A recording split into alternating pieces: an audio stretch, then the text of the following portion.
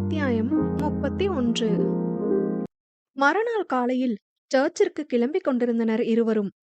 T-shirt jeans சகிதம் கிளம்பி நின்ற யாஷ் பிரஜனை தானாய் தேடி பருகியது பாவையின் விழிகள். இன்னைக்கு எத்தனை மணிக்கு ஃப்ளைட்? நிதர்ஷனா இயல்பாக காட்டிக்கொள்ள முயற்சித்தாள். இன்னைக்கு ஈவினிங் 5 மணிக்கு திருச்சி டு சென்னை ஃப்ளைட். நம்ம 2 மணிக்கே இங்கிருந்து கிளம்பிடணும். சென்னை ரீச் ஆனதும் அங்கிருந்து ஷார்ப் அட் 9:50க்கு இட்டாலி ஃப்ளைட். ஏர்போர்ட்ல இருந்து ஆகில் உன்னை பிக்கப் பண்ணி வீட்ல விட்டுருவான். நீ எல்லாம் பேக் பண்ணிட்டதானே என்றான் தீவிரமாக. நான் பேக் பண்ண என்ன இருக்கு? அவள் கேட்டதும் புருவம் சுருக்கினான். இங்க இருக்கிற ட்ரெஸ் ஜுவல்ஸ் எல்லாம் நான் போட்டுக்கவா? அடக்கப்பட்ட புன்னகையுடன் அவன் கேட்க, இதெல்லாம் ரித்தியா நடிக்கிறதுக்கு வாங்கினது. இப்ப நான் ரித்தி இல்லைன்னு எல்லாருக்கும் தெரிஞ்சிருச்சு. அப்புறம் எதுக்கு இந்த வேஷம்? இந்த வெயிட்டான கல்லு வச்ச ட்ரெஸ்ஸ போட்டுட்டு காலுக்கு செட் ஆகாத ஈல்ஸ போட்டுட்டு என்னால முடியாதுப்பா. நமக்கு எப்பவும் ஒரு குர்த்தி தான் என நாசுக்காக மறுத்தவளை முறைத்து பார்த்தான். நேத்துல இருந்து ஓவரா போயிட்டு இருக்க நீ. யாஷ் கண்டிக்க அவளிடம் அமைதி நிலவியது. சரி, ட்ரெஸ் வேணாம், ஜுவல்ஸ். அவள் அழுத்தமாக நிற்க, சோ இங்க இருந்து எதுவும் எடுத்துட்டு போக மாட்ட, அப்படிதானே? ஆடவனின் விழிகள் அவளை குற்றம் சாட்டியது. எனக்கு உரிமை இல்லாத எதையும் எடுத்துட்டு போற பழக்கம் எனக்கு இல்ல யாஷ். திட்டவட்டமாக உரைத்து விட்டவளை வற்புறுத்தவில்லை அவன். ஃபைன் என சினம் தெறிக்க ஒற்றை வார்த்தையில் பேச்சுவார்த்தையை முடித்து வைத்தவன் அவள் முகம் பாராமலேயே சர்ச்சிற்கு அழைத்து சென்றான். சர்ச்சினுள் நுழைந்ததும் முட்டியிட்டு கண்ணை மூடி யாஷ் பிரஜிதன் வேண்டுதலை தொடங்கி இருக்க, அவனைப் போல அவளும் முட்டியிட்டு அமர்ந்து கொண்டாள். ஏசப்பா, இந்த அரக்கனுக்கு அறிவு கொடுங்க. அவனை சீண்ட வேண்டி வாயை திறந்தே வேண்டினாள். அவனோ கண்ணை திறவாமல், ஓ ஜீசஸ், இந்த கடங்காரிக்கு இன்னும் கொஞ்சம் கடன் பிரச்சனையை கொடுங்க என பயபக்தியாய் வேண்டிக் கொண்டதில் அவள் முறைத்தாள். யோ, சாமிட்ட நான் நல்லா இருக்கணும்னு வேண்டறதுக்கு கூட்டிட்டு வரலையா நீ? இல்ல, உனக்கு பிரச்சனை வந்தாதானே நான் கார்னர் பண்ணுனா சைலண்டா இருப்ப. இப்ப திமிரு ஆகிடுச்சு உனக்கு. எப்படியும் உனக்கு வேலை கிடைக்கிற வர கடன் வாங்காமலா போயிடுவ? யாஷ் கண்ணை சுருக்கி போலி வஞ்சத்துடன் பேசினான். அட படுபாவி! வாயில் கை வைத்தவள், நீ எல்லாம் மனுஷனே இல்ல தெரியுமா என மூச்சிரைத்திட, தெரியும் என்று உதடு குவித்தவன், ஹியூமன் இல்ல, உன் பாஷையில அரக்கன் என்றான் நெற்றி நெளிய. அரக்கனுக்கு அர்த்தம் தெரிஞ்சிருச்சா இவனுக்கு என விழித்தாலும், ஏசப்பா, இவன் ரிசர்ச் நாசமா போகணும், சேர்மன் சேர்ல ஆணி வந்துடணும் என பெரிய கும்பிடாக போட்டு வேண்டிக் கொள்ள, ஏய் என பற்களை கடித்தான் யாஷ் பிரஜிதன். அப்பதானே உனக்கு தேவை வரும், என்ன தேடி வருவ. பௌ பௌ என ஆள்காட்டி விரலை மடக்கி அழகு காட்டியவள் அவன் அடிக்க வருவதை உணர்ந்து திடுதிடுவென ஓடினாள்.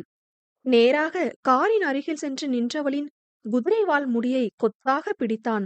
இதோ பாரியா, சாமி கும்பிடுற இடத்துல வன்முறைய கையாளுறது மகா பாவம், வலிக்குதியா என்றவளை சிறிது நேரம் கதறவிட்ட பிறகே பிடியை தளர்த்தினான்.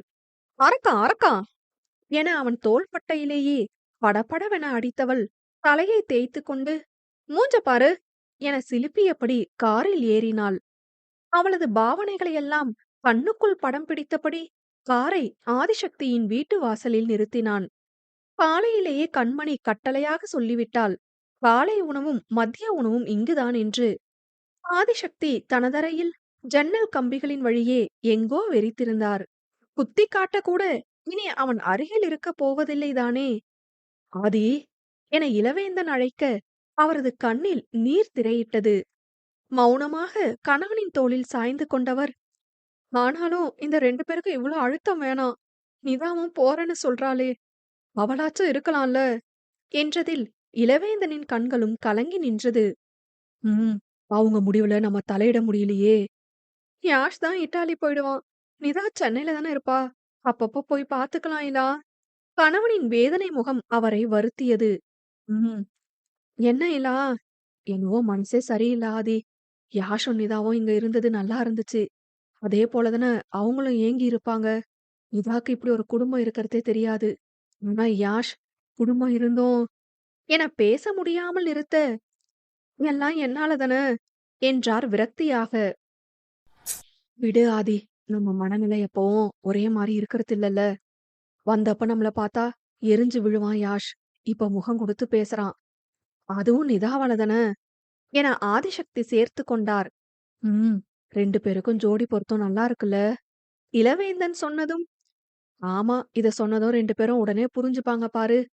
2 பேருக்குள்ள ஒரு அண்டர்ஸ்டாண்டிங் இருக்கு இல்லா. நிதா முகத்துல தடுமாற்றம் தெரியுது.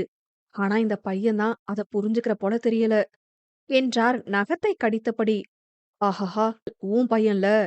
இளவேந்தன் நக்கலாக சிரிக்க, ஏன் ஏன் என ஆதிசக்தி பொங்கினார். ம் சின்ன வயசுல இருந்து உன்ன நான் லவ் பண்ணேன். கூடவே இருந்ததுனால என் லவ் உனக்கு தெரியவே இல்ல.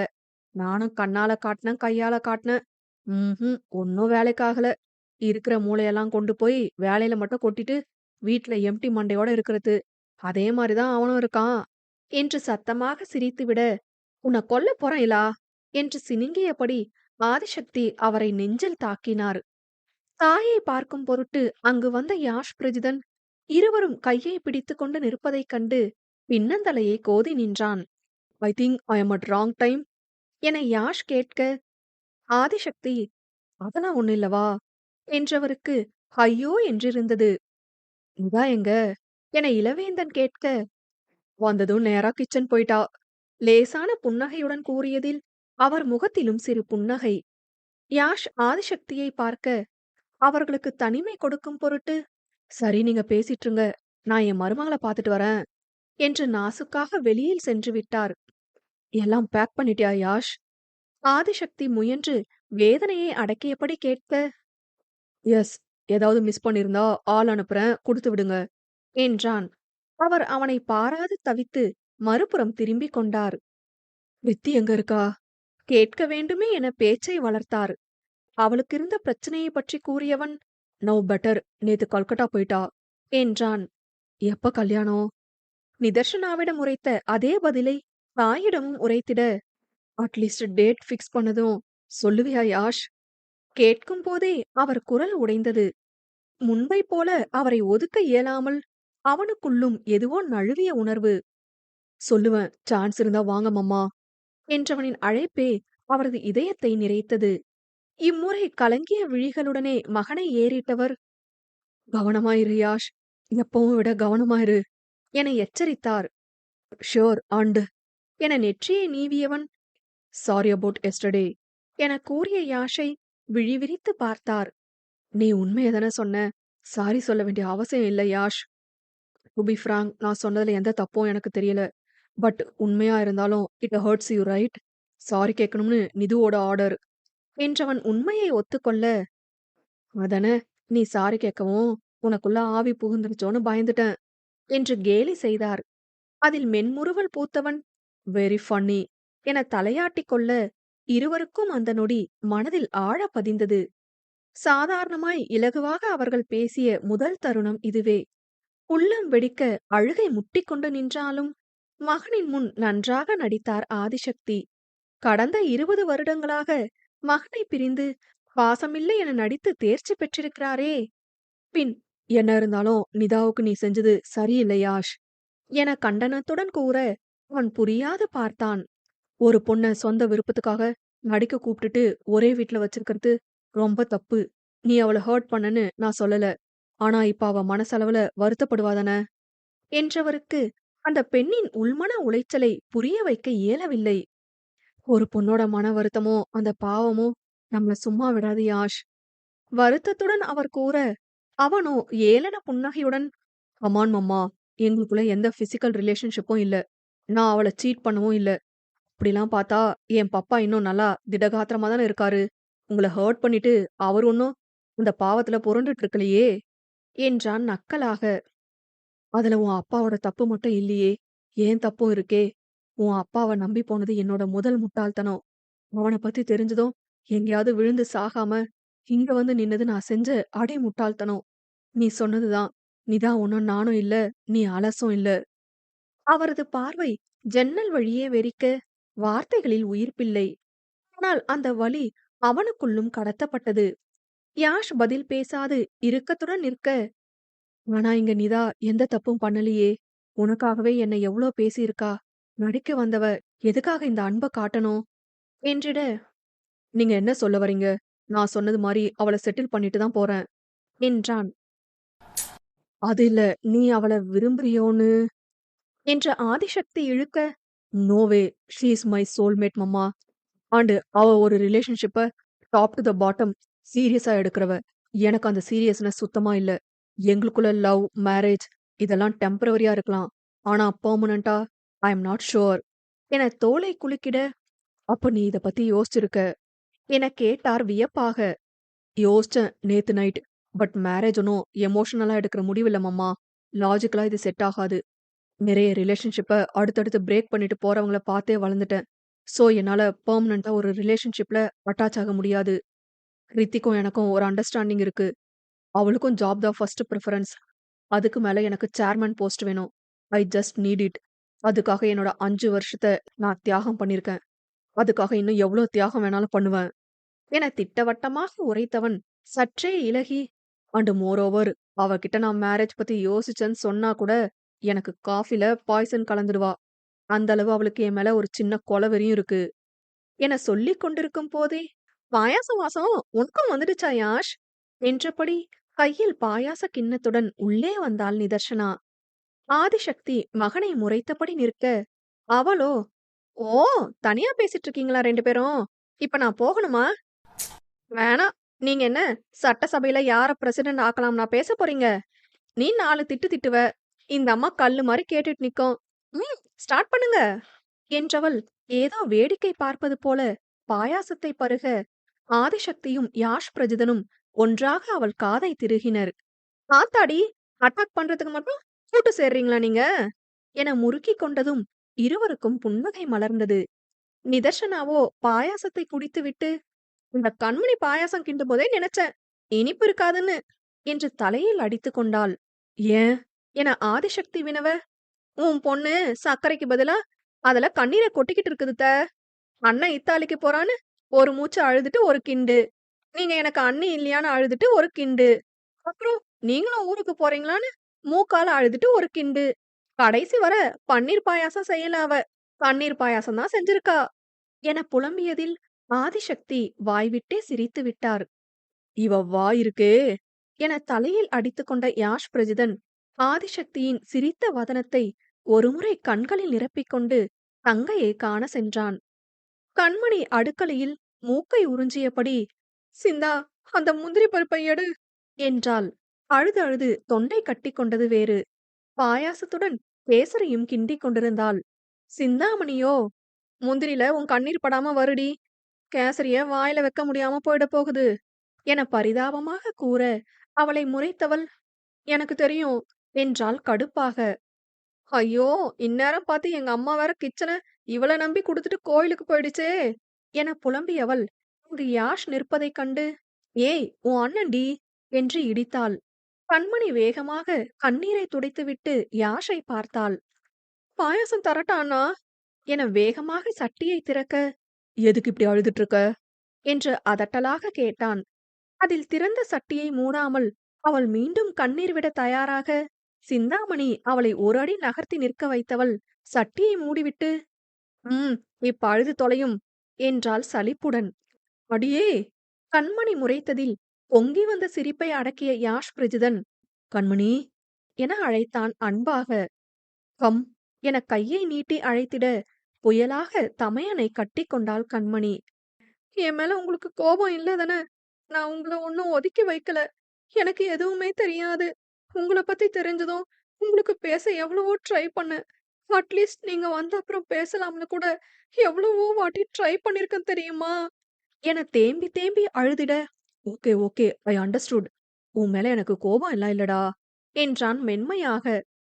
ஆனா என்ன உங்களுக்கு பிடிக்காது தானே என உதட்டை பிதுக்கி அவள் கேட்க, நீ என் தங்கச்சின்னு தெரியறதுக்கு முன்னாடியே உன்னை எனக்கு பிடிக்கும்.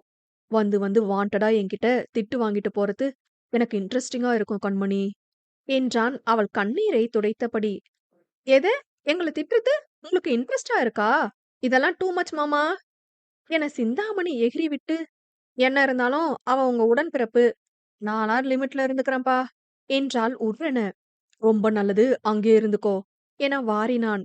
சிந்தாமணி சிலுப்பிக் கொள்ள அதில் மென்னகை வீசியவன், இன்னும் ஒரு வாரத்துல உங்க 2 பேருக்கும் விசா வரும். என் வெட்டிங் டேட் பார்த்துட்டு டிக்கெட் அனுப்புறேன். Both of you must come என்று கண்டிப்பாக அழைத்தான். நானுமா மாமா? சிந்தாமணி விழி விரிக்க, ம் என்றான் கண்ணை மூடி திறந்து. கண்மணியோ, "எவ்ளோ நாளைக்குண்ணா?" எனக் கேட்க, "15 டேஸ்க்கு தான். பட் நான் போறதுக்காக இவ்ளோ ஃபீல் பண்றேன்னா, என் கூட அங்கேயே இருந்துக்கோ. பிஜி அங்க போடலாம்." என அவளை ஆழம் பார்த்தான். சட்டென கண்ணீர் நின்றுவிட சங்கடத்துடன் நெளிந்தாள். "அது வந்துண்ணா" என தயங்கியவளைக் கண்டு நக்கல் புன்னகை பூத்தவன், "உன்னால அங்க இருக்க முடியாது. என்னால இங்க இருக்க முடியாது. சோ இந்த டியர்ஸ் வேண்டாமே" என்றிட, அவளும் மனமின்றி தலையசைத்தாள். அத்தியாயம் 32. கிருஷ்ணவேணியும் அழகேசனும் கோவிலிலிருந்து வந்து யாஷிற்கும் நிதர்ஷனாவிற்கும் திருநீறு வைத்துவிட, இளவேந்தன், "உங்க கூட நானும் சென்னைக்கு வரேன். யாஷ ஃப்ளைட் ஏத்தி விட்டுட்டு உன்னை வீட்ல விடுறேன்" என்றார் நிதர்ஷனாவிடம். "ஃப்ளைட்ல நானே ஏறிப்பேன். ஹெல்ப் தேவையில்ல" என அமர்த்தலாக கூறிய யாஷை முறைத்தார். நிதர்ஷனாவும், "நீங்க வீட்டுக்கு வந்தா ஏரியாவுக்கே நான் பதில் சொல்லணுமாமா? யாராச்சும் ஒருத்தருக்கு தெரிஞ்சா கூட நீவே வந்ததும் போட்டு குடுத்துடுவாங்க" என்றவளை வருத்தமாக ஏறிட்டார். "இப்ப கடைசி வரை என்ன சொந்தம்னு சொல்லிக்கவே மாட்டியா?" அவரது கேள்வியில் அவளுக்கும் வலித்ததுதான். ஆனால் என்ன செய்திட இயலும்? ஆதிசக்தி, "அட்லீஸ்ட் திருச்சி ஏர்போர்ட்டுக்கு வரோமே" என்றதில் இருவரும் தலையசைத்தனர். நிதர்ஷனா அன்றைய நாளின் ஒவ்வொரு துளியையும் அன்றே இறுதி என்பது போல அவனுடனே கழித்தாள். மகேந்திரனும் வரவேற்பறையில் பேரனையும் பேத்தியையும் பார்த்த வண்ணம் அமர்ந்து கொண்டார். நிதர்ஷனா முயன்ற மட்டும் பேசி சிரித்து மற்றவர்களுடன் அரட்டை அடித்து நேரத்தை நகர்த்திட, இருவரும் கிளம்பும் நேரமும் வந்தது. அவர்களை திருச்சி விமான நிலையத்தில் விடுவதற்கு மொத்த குடும்பமும் கிளம்பியது. "ஏர்போர்ட் போனதும் உள்ள போயிடுவோம். எதுக்காக தேவையில்லாத அலைச்சல்?" யாஷ் கூறியதும், "பரவால்ல, திருச்சி வர உங்க கூட இருக்கலாம்ல" என்ற கண்மணியின் கூற்றை மறுக்க இயலவில்லை. திருச்சி வரையிலும் உடன் வந்தவர்களுக்கு அவர்களை பிரியும் வலி அளவுக்கு அதிகமாக இருந்தது. யாஷை மட்டுமல்லாது நிதர்ஷனாவையும் பிரிய வேண்டிய சூழ்நிலை இளவேந்தனை கொன்றது. "ஏதாவதுன்னா எனக்கு ஃபோன் பண்ணுமா? யாரோ மாதிரியாவது என்ன வந்து பார்த்துட்டு போ. இல்ல நான் அங்க வந்து உன்னை பார்க்கிறேன்." விமான நிலையம் வந்தும் இளவேந்தன் கெஞ்சல் தோணியில் பேசியதில், "அப்பப்ப வரேன் மாமா" என்றாள். அதற்கு மேல் அவரை வாட்ட இயலாதவளாக. அதில் சற்றே நிம்மதி கொண்டவர், "அடிக்கடி வரணும்" என கண்டிப்பாய் கூறினார். ஆதிசக்தி மகனை நிமிர்ந்து பார்க்கவில்லை. 5 வயதில் அலெசாண்ட்ரோ இங்கிருந்து யாஷ் பிரிஜிதனை அழைத்து சென்றபோது, "mamma, I am going to miss you. I like India mamma. Let's me stay with you please" என கண்ணில் நீர் தளும்ப அவன் அடம் பிடித்தது இன்றளவும் அவருள் ஊசியாய் குத்தி குடைந்தது. கையாலாகாத நிலையில் யாஷை வெறித்து பார்த்திருந்தவர், "you should go with papa Yash. Mama will never allow you to stay with me" என தீர்மானமாக உரைக்க, அந்த சிறிய பளபளத்த கண்களில் அதிகமான ஏமாற்றம். அத்துடன் அவன் அடம் பிடிக்கவில்லை. அலெசாண்ட்ராவுடன் சென்று விட்டான். இன்று அதே வார்த்தையை அவனிடம் அவர் கூறினார். "I am going to miss you Yash" என்றதில் அவன் தோளை குலுக்கிக் கொண்டான். மகேந்திரன் யாஷ் பிரஜிதனின் கையை பற்றிக் கொண்டார் அழுத்தமாக. "முடிஞ்சா இன்னொரு தடவ வந்துட்டு போப்பா" என்றவர், "மன்னிச்சிடு" என்றார் பலவீனமாக. "It's okay grandpa." பெரிய மனதுடன் மன்னித்தவன் கண்மணியையும் ஒருமுறை கட்டி அணைத்துவிட்டு நிதர்ஷனாவுடன் விடைபெற்றான். விதி மீண்டும் சுவரில் அடித்த பந்தாக அவனை இங்கேயே தள்ளப் போவதை அறியாதவனாக. திருச்சியிலிருந்து சென்னை விமான நிலையத்திற்கு வரும் வரை இருவரிடமும் பேரமைதி. காலையிலிருந்து இருவருக்கும் தனிமை கிடைக்கவில்லை. சென்னை வரையிலான 1 மணி நேர பயணம் கூட ஒரு நொடியில் முடிந்துவிட்டது போலொரு பிரம்மை அவளுக்கு. சென்னை வந்திறங்கியதும் ஆகில்யன் அவர்களுடன் இணைந்து விட்டான். "பிரித்திய கல்கட்டா அனுப்பியாச்சா? ப்ராப்ளம் எதுவும் இல்லல்ல?" யாஷ் கேட்டதும், "பாஸ் சேஃப் தான்" என்றான். "ஓகே, நீ இட்டாலிக்கு இப்போதைக்கு வர வேணாம். இங்க நான் குடுத்த வேலையெல்லாம் ஞாபகம் இருக்குல்ல? அத ப்ராப்பரா செஞ்சு முடிக்கணும். Got it?" என உத்தரவிட, விறைப்பான மார்புடன் கையை பின்னால் கட்டிக்கொண்டு, "காட் இட் பாஸ்" என்றான். "இப்ப இந்த பொண்ண வீட்ல டிராப் பண்ணிடவா?" "ம். நான் ஃப்ளைட் ஏறுனதும் கூப்ட்டுட்டு போ." யாஷ் உரைத்ததும், "ஓகே பாஸ்" என்றவன் அவர்களுக்கு இடையூறாக அங்கேயே இருந்தான். நிதர்ஷனா யாஷை பார்ப்பதும் பின் திரும்பிக் கொள்வதுமாக இருக்க, அவனும் அவளது கையை பிடித்துக்கொண்டு ஆகில்யனிடம், "நீ வெளியில வெயிட் பண்ணு. நான் கிளம்புனதும் இவ வருவா" என அனுப்பிவிட முயற்சிக்க, அவன் இருவரையும் ஒரு மாதிரியாக பார்த்தபடி வெளியில் வந்தான். வந்தவன் அவசரமாக யாருக்கோ ஃபோன் செய்தான். மறுமுனையில் அழைப்பு ஏற்கப்பட்டதும், "மேடம், மேடம், உங்க ஃபியான்ஸ் உங்களுக்கு துரோகம் பண்றாங்க மேடம். இத தட்டி கேட்க யாரும் இல்லையா? கண்ணு முன்னாடி உங்க வாழ்க்கை அழிஞ்சு போறத பார்க்க முடியல மேடம்" என வெகுவாய் வருந்தி கூறினான். அப்போதுதான் தந்தையுடன் உண்ண அமர்ந்த ரித்திகா, ஆகில்யனின் குற்றச்சாட்டில் முகம் கருத்தாள். வரதராஜன் அவளுக்கு சப்பாத்தி வைத்தபடி, "போன்ல யாருடா?" எனக் கேட்டார். "ஆ, ஆகில்பா. யாஷ் கிட்ட பேசுறதுக்கு கால் பண்ணேன். அவன் போன் ஆகில் கிட்ட இருக்கும் போல. நீங்க சாப்பிடுங்க. நான் யாஷ்ட்ட பேசிட்டு வரேன்" என நாசுக்காக எழுந்து தனதறைக்கு சென்றவள் இரவு உடையிலும் அழகாய் மினுமினுத்தாள். "சார் பக்கத்துல இருக்காரா மேம்?" ஆகில்யன் கேட்டதும், "டேய், உன்ன பிஏ வேல பாக்க அனுப்புனா, அவனுக்கு மாமா வேல பாக்குறியா?" என்று பற்களைக் கடித்தாள் அவள். "அவ்வா! நான் அப்படியெல்லாம் செய்வேனா மேடம்? அதுவும் நீங்க கல்யாணம் பண்ணிக்க போறவர தப்பான வழிக்கு போகாம, கடிவாளம் போட்ட மாரி இத்தாலிக்கு அனுப்புறது என் கடமைல்ல மேடம்" என்றான் சிரத்தையாக. "உன் கடமைய தூக்கி கடல்ல போடு." "அடியே, ஒழுங்கா உன் அப்பாட்ட வேல பாத்திருந்தா கூட, அந்த ஆள் கை கால்ல விழுந்து உன்ன கல்யாணம் பண்ணியிருப்பேன். சீக்கிரம் செட்டில் ஆகணும்னா, இவனுக்கு பிஏவா போன்னு என்ன இந்த ரோபோ கூட கோத்து விட்டுட்ட. உன் அப்பன விட பயங்கரவாதியா இருக்கான் இவன். இந்த 5 வருஷத்துல நான் இங்க பிஏவா இல்லடி, இவனுக்கு கைக்கூலியா இருக்கேன். என் அப்பா என்ன கஷ்டப்பட்டு படிக்க வச்சது அடியாளா இருக்கிறதுக்கு தான்னு இங்க வந்த அப்புறம் தான் தெரியுது. சேர்மன் போஸ்டுக்காக என்ன கல்யாணம் பண்ணிக்க சொன்னா கூட அவன் பண்ணிப்பான்" என புலம்பித் தள்ளியதில் ரித்திகா வாயை பொத்தி சிரித்தாள். ச்சே! அவன் டேஸ்ட் அவ்ளோ மட்டம் இல்ல பட்டு. இந்த நிலைமையிலயே சிரிக்கிறல்ல நீ. ஒருவேள லாஸ்ட் மினிட்ல என் கூட ஓடி வந்துடுவியா? நோ, இந்த கல்யாணம் நடக்கும். நடக்கலன்னா என் அப்பா என்னையும் உன்னையும் யாஷுக்கு முன்னாடி போட்டு தள்ளிடுவாரு. அவன் முகம் சிரித்துவிட, "சீரியஸாவே கல்யாணம் பண்ணிக்க போறியா பேபி?" என ஏமாற்றமாக கேட்க, "ம். வேற வழி இல்ல ஆகில். உன்னை என் அப்பாட்ட பலி குடுக்க முடியாது" என்றதில் அழைப்பை துண்டித்து விட்டான். காரில் ஏறி அமர்ந்த ஆகில்யனின் கண்களிலிருந்து ஒரு துளி நீர் பிரிந்து வழிந்தது. 8 வருட காதல். பள்ளி காலம் தொட்டே ரித்திகாவை உயிராக கருதுகிறான். இப்போதோ கண்முன்னே அவள் கைவிட்டு போகப் போகிறாள் என்ற உண்மை உரைக்க காதலும் கசந்தது. தனது கையை பிடித்துக்கொண்ட யாஷ் பிரஜிதனின் உள்ளங்கை சூடு அவளை சுட்டது. கையை வலுக்கட்டாயமாக இழுத்துக் கொண்டவள், "இப்ப கிளம்புனா இத்தாலி போக எவ்வளவு நேரம் ஆகும் யாஷ்?" என கேட்டாள் இயல்பாக. 12 மணி நேரத்துக்கு மேல ஆகும்." "அவ்ளோ நேரமா?" "ம்" என அவனது பாக்கெட்டிலிருந்து ஒரு போனை எடுத்து நீட்டினான். "என் போன் எங்க யாஷ்?" என கேட்டபடி அந்த அலைபேசியை திருப்பி திருப்பி பார்த்தாள். "ஐபோனா?"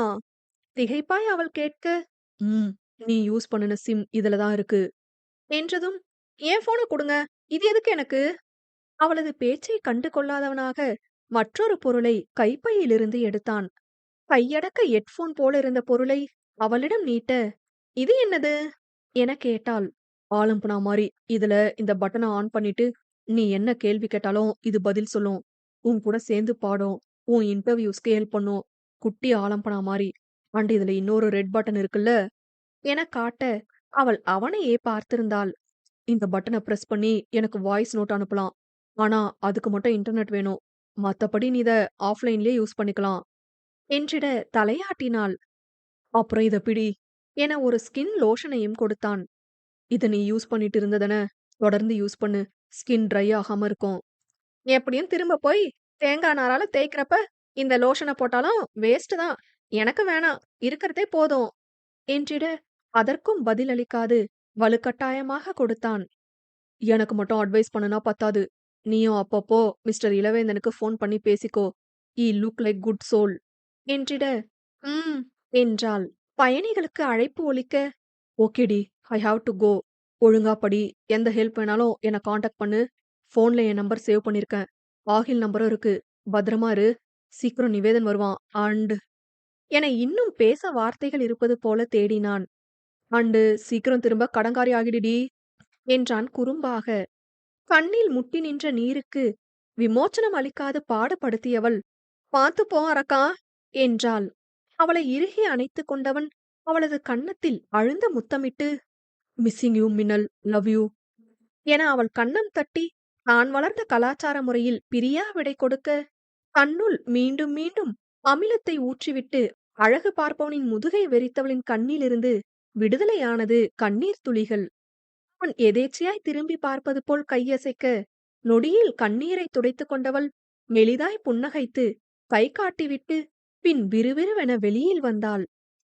ஏன் இந்த காதலும் தன்னுள் கதறுகிறது என்ற புதிர் புரியாதவளாய் அவனிடமிருந்து எந்த பொருளையும் எடுத்துக்கொண்ட வர மறுத்தவள் தாராள மனதுடன் தனது உயிரை மட்டும் அவனது வழி பயணத்திற்கு கடனாய் கொடுத்துவிட்டு வெற்றுடலாய் நின்றாள். ஆகில்யன் கண்ணை துடைத்துக் கொண்டு விமான நிலைய வாசலை நோட்டமிட அங்கு நிதர்சனா வருவது தெரிந்து காரை எடுத்துக்கொண்டு அவனிடம் சென்றான். அவளுக்கு கதவை திறந்து விட்டதும் உணர்வற்ற முகத்துடன் காரில் ஏறியவள் ஒரு வார்த்தை பேசவில்லை. தனது இயல்பை தொலைத்து தன்னையே தொலைத்திருந்தவளை வீட்டில் இறக்கிவிட்டவன், எதுவா இருந்தாலும் எனக்கு கால் பண்ணுங்க மேம். உங்க பிரதர் பத்தின டீட்டெயில் கிடைச்சா உங்களை காண்டாக்ட் பண்றேன் என்றிட, அப்போதும் அவள் அவனை கவனிக்கவில்லை. மேம், உங்க வீடு வந்துருச்சு. ஆகில்யன் மீண்டும் அழைத்த பின்னே நிகழ்வு உணர்ந்தவள், ஓ தேங்க்ஸ்ண்ணா என்றபடி இறங்கினாள். தோ பாருடி இவள, கார்ல வந்து இறங்குறா என அக்கம் பக்கத்தினர் கூடிவிட, ஆகில்யன் கிளம்பியதும் கதிரவன் தோழியைக் கண்டு ஓடி வந்தான். இதா, நீ நல்லா இருக்கதானே? அந்த நாசமா போன வெளிநாட்டுக்காரன் என்னை முடக்கி வச்சுட்டான். நான் ஏதாவது விவகாரமா செஞ்சா உன்னை கொன்னுடுவேன்னு மிரட்டி வச்சதுல உனக்கு என்ன ஆகுமோன்னு பயந்துட்டே இருந்தேன் தெரியுமா இவ்ளோ நாளா என்றவன் மற்றவர்களுக்காக குரலை தாழ்த்தி பேசினான். வீட்டினுள் இருந்து வந்த நடேசன், என்னம்மா நல்லா இருக்கியா? வேலை எல்லாம் எப்படி இருக்கு என கேட்டார். அவள் புரியாமல் விழிக்க, கதிரவனோ, நீ வெளியூர்ல வேலை பார்த்துட்டு இருக்கன்னு சொல்லியிருந்தேன் என முணுமுணுக்க, அதைத் தொடர்ந்து நல்லா இருக்கேன் என்றாள் அளவாய் புன்னகைத்து. அவளை விசித்திரமாக பார்த்த சகுந்தலா, காசு வந்தா காக்கா கூட கலர் ஆகிடும்னு சும்மாக்கா சொன்னாங்க. சரி சரி, இங்க நின்னு படம் காட்டிட்டு இருக்காம வீட்டுக்கு போ என்றிட, அவள் பதிலேதும் பேசாது வீட்டை அடைந்தாள். அவள் பின்னே செல்ல எத்தனித்த கதிரவனை முதுகில் அடித்தவர், போய் தூங்குடா, நாளைக்கு வேலைக்கு போகணும்ல என்று உள்ளே அனுப்ப, இந்த அம்மா வேற என எரிச்சலுடன் வீட்டினுள் சென்றான். வீட்டினுள் நுழைந்த நிதர்சனாவிற்கு தானாய் நிவேதனின் நினைவு வந்தது. கதிரவன் வீட்டை சுத்தம் செய்து வைத்திருந்தான். உள்ளே செல்லக்கூட தெம்பின்றி கதவின் மீதே சாய்ந்தமர்ந்து கொண்டவளுக்கு இந்த தனிமையை தாழ இயலவில்லை. வளவளவென்ற பேச்சினை இனி அந்த கலப்பட கண்ணுக்காரனைத் தவிர யார் கேட்பார்கள்? அதிலும் அந்த ரசனை மின்னும் விழிகள், அந்த விழிகள் காட்டும் கோபம், அந்த கோபத்தின் வழியே உணரும் அன்பு, அந்த அன்பின் வெளிப்பாடாய் அவன் சிந்தும் புன்னகை, அந்த புன்னகையினூடே யாரிடமும் அவன் காட்டிராத வலி, அந்த வலியை இன்று தனக்கு தந்துவிட்டு சென்றவனின் அணைப்பு, இறுதியாய் அவன் தந்த முத்தம், இன்னும் அந்த மீசையின் முணுமுணுப்பு கன்னத்தில் தவழ்ந்த வண்ணம் இருந்தது. இனி அவ்வளவுதானே எல்லாமே? ஆம், அவ்வளவேதான். நினைக்க நினைக்க நெஞ்சம் அடைக்க வாய்விட்டே கதறி அழுதாள். இந்த காதல் தன்னை சேர்ந்திருக்கவே கூடாது. யாஷ், யாஷ் தனது காலை கட்டிக்கொண்டு கண்ணவனின் பெயரையே வெகுநேரம் உளறியபடி அங்கேயே உறங்கியும் போனாள்.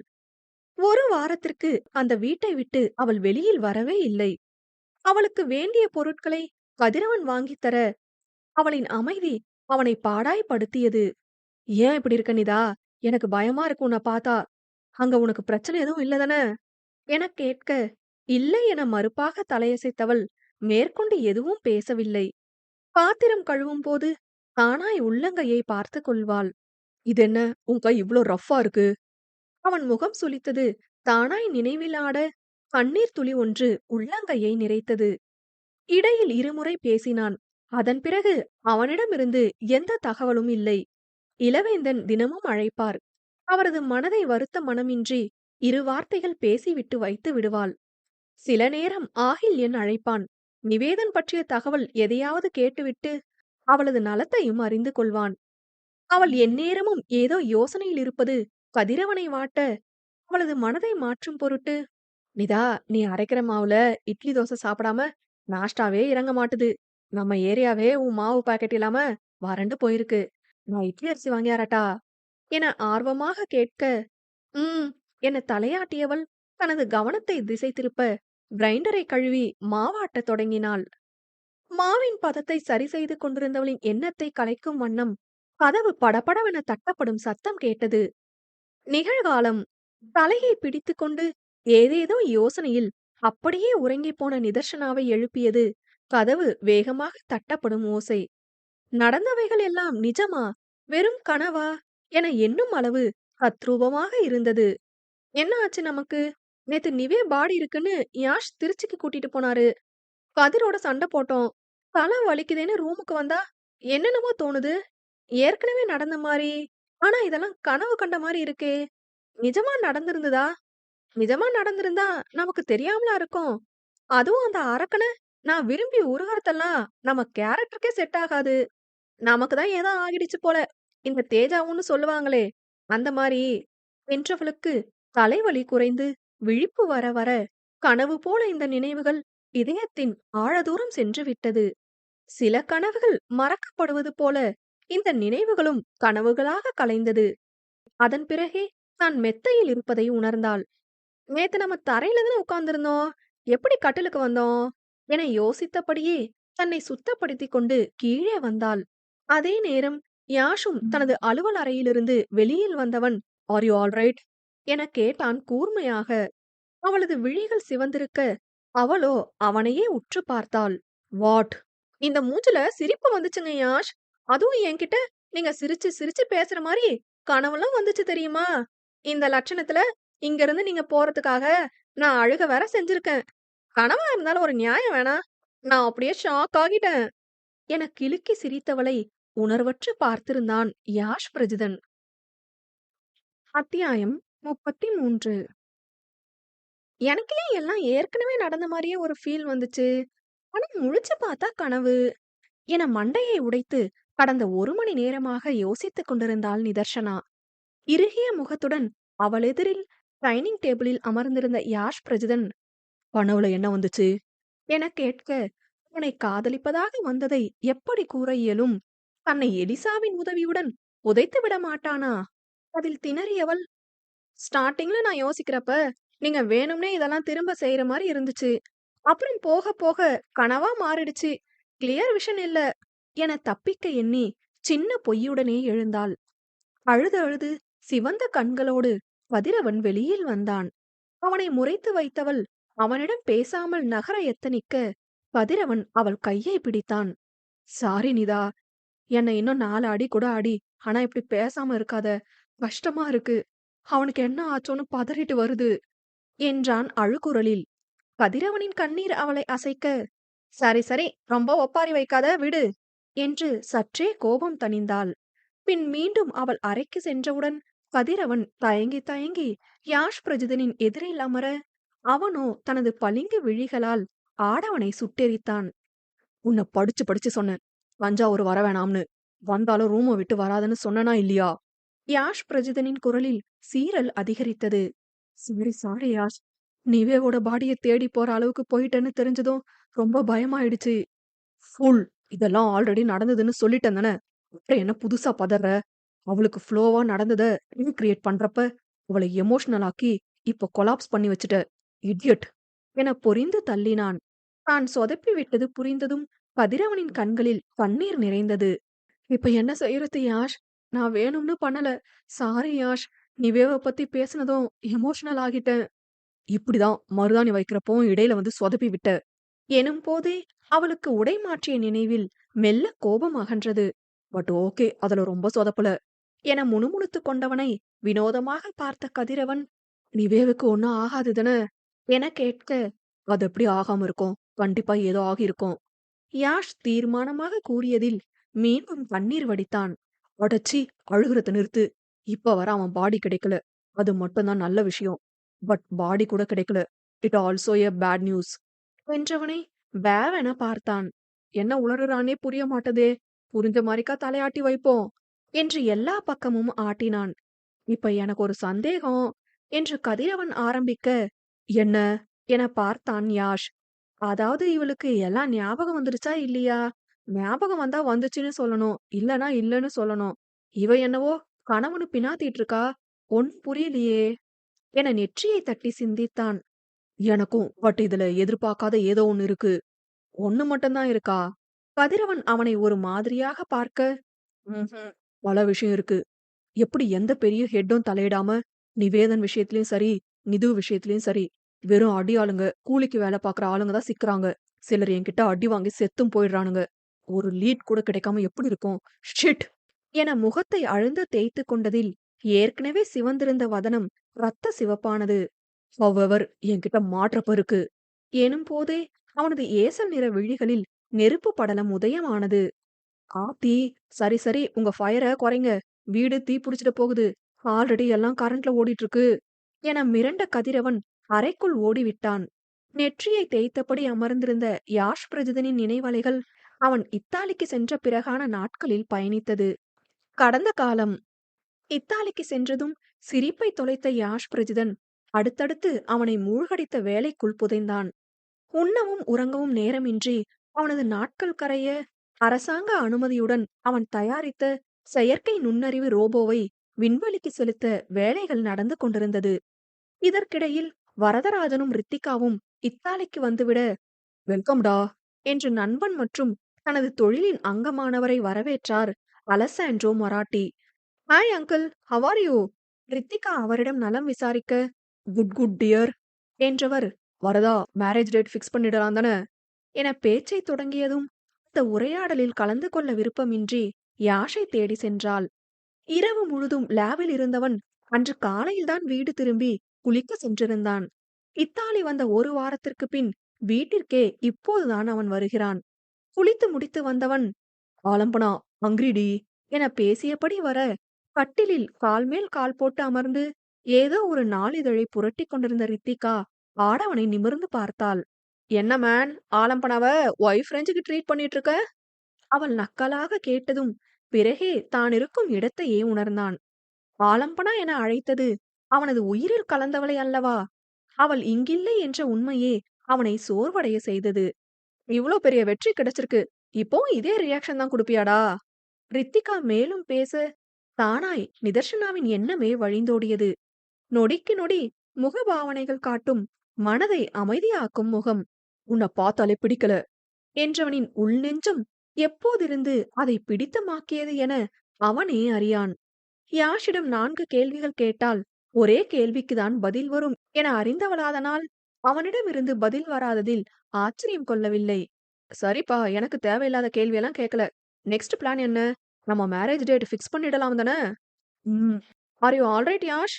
ஐ திங்க் சோ என்றவன் மெத்தையில் அவள் அருகில் அமர்ந்து கொண்டான். என் டாடியும் உன் டாடியும் மேரேஜ் பத்தி பேசுறாங்க. ஃபைன். மேரேஜ் பண்ணிட்டு டைவர்ஸ் பண்ண நம்ம பேரண்ட்ஸ் ஓகே சொல்வாங்களா யாஷ்? என் பாப்பா என்ன கேட்டா டைவர்ஸ் பண்ணாரு? அசட்டையுடன் கூறியவனை பெருமூச்சுடன் ஏறிட்டாள்.